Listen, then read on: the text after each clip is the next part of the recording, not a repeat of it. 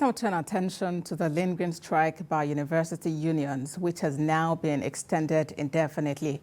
That's the one with Asuu. The federal government has summoned vice-chancellors, pro-chancellors and chairmen of governing councils of federal varsities to a meeting. The meeting, which is scheduled to hold on the 6th of September 2022, was convened in a letter by the National Universities Commission as part of efforts to resolve the industrial dispute. The NUC in the letter said it has become necessary for the governing councils and the management of the universities to be briefed on the decisions and actions taken by the federal government so far to allow for a well-coordinated review of the situation, including building consensus around succeeding actions. This recent development has generated reactions from several quarters over the effect on the nation's education sector.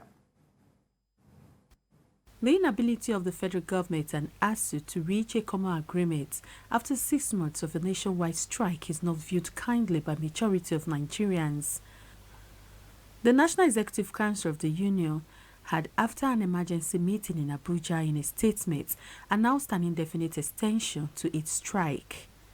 The union had described its engagement with the federal government over the last 5.5 years as filled with a lot of deceits at the highest levels, as it found itself a fruitless and unending negotiation.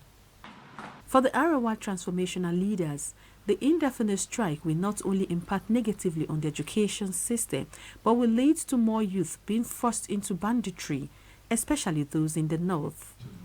They call on the federal government to reverse its no work, no pay sanction and get the union back on the negotiation table in the interest of the nation. Marvelous Emmanuel is a 300-level student of University of Ilori.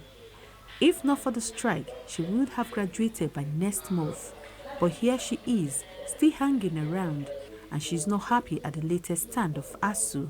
Asuu commenced its ongoing strike on February 14, 2022, after the federal government refused to meet some of its demands, including the release of revitalization funds for universities, renegotiation of 2009 agreements, release of earned allowance for university lecturers, and deployment of UTAS payment platform.